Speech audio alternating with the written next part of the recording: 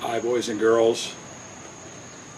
I've gotten a lot of emails lately the past couple months. People are asking me that I assume they're probably not from around the New Jersey or New York, New Jersey, PA area.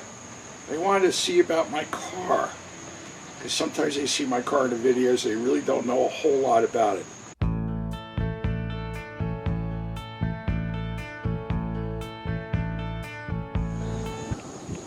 Alright, here's kind of a fuller story of how I got this car. Bought this car 5 years ago. And funny thing is, I wasn't even looking for it. It just happened to show up. Now, here's the thing. Before I had this car, I had a 65 El Camino. And I did a lot of work to that. And as most of you may already know, you saw what I did in my early videos. I love that. Isn't that great? And then a plug.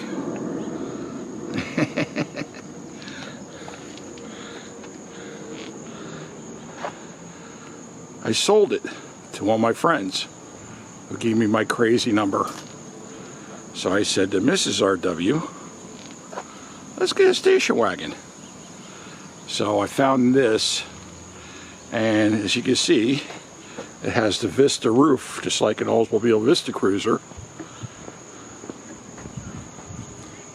Split glass on top. 68, this is 67, 68, they went to a one-piece. And I don't know how well you can see in there. That's a 60-40 split bench, and the reason for that is that this seat here folds down to get to the jump seat in the back where I've got these very large speakers. But the nice thing is that this whole thing will fold down. I have a non-power window. And I could put a sheet of plywood or sheetrock or doors or anything big in here that I want to do. Now when I bought this car, and you can see here's the driving cockpit. The seat was redone in plain vinyl by somebody before me. The seat probably should look more like that, but that's okay. When I bought the car, as you can see here, it had just under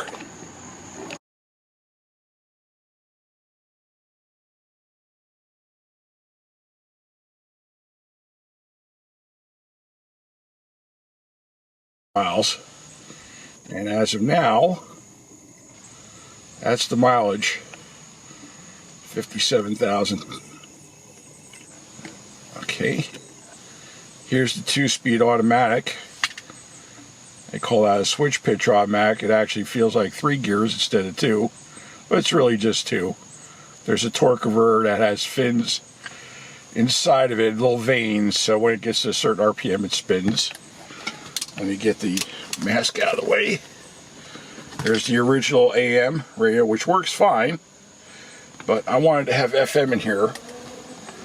So Mrs. RW had a Camry one time where the disc player didn't work.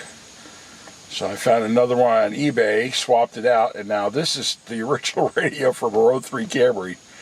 And I have FM, and I have the old tape deck with the wire on here. I could put my iPod in it. And of course it has the Sportwagon moniker right there.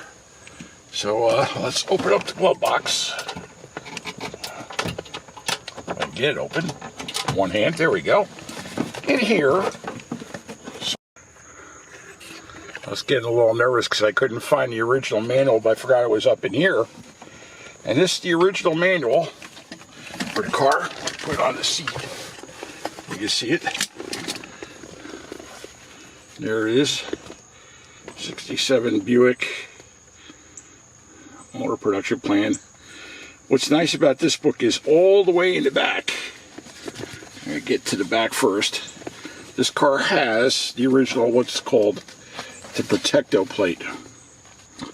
Alright, and on GM cars they had this plate that was in this book, and in here, whoop, there's the original, there's the some of the numbers for the car right there. And here's the actual protective plate. And it worked like a little credit card.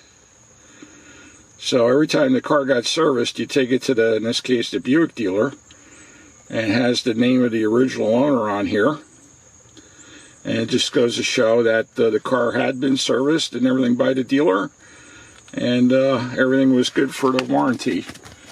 So I was really surprised that this car still had the original protective plate.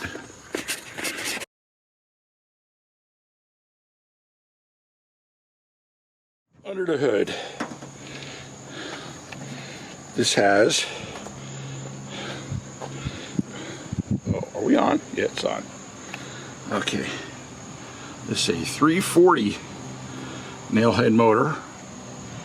The Buick's had the distributor out front here, kind of like a Ford V8. This has powered disc brakes. Some of the things I've done under here, I've replaced this hose up here, the upper rear hose. The bottom one's still pretty good. I replaced that power brake booster. I had the intake manifold off to put new gaskets on there because I was losing manifold vacuum like crazy. Here's the other side of the motor. Over here,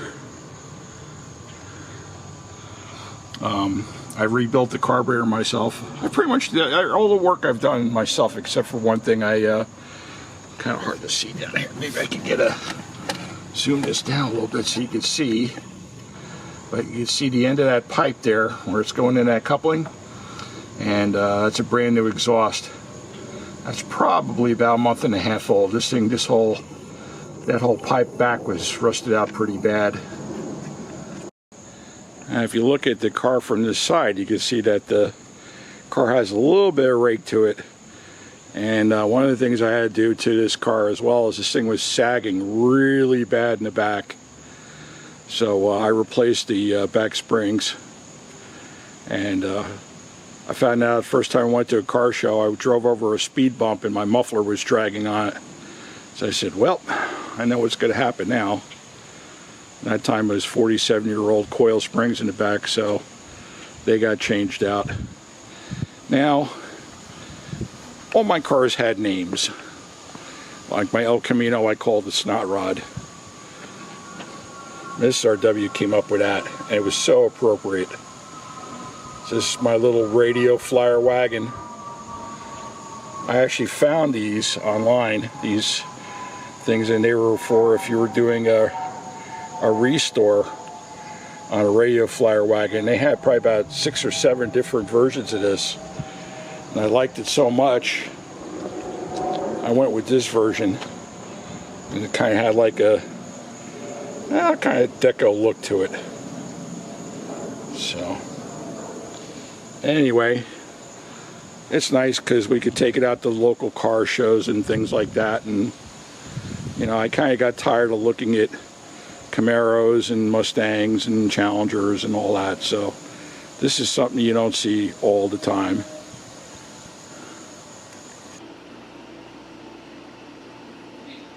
I hope she didn't get it.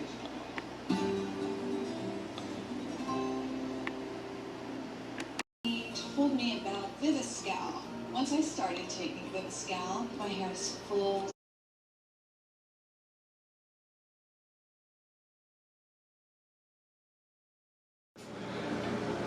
And these are also kind of handy to have in case you have to do any work to the car.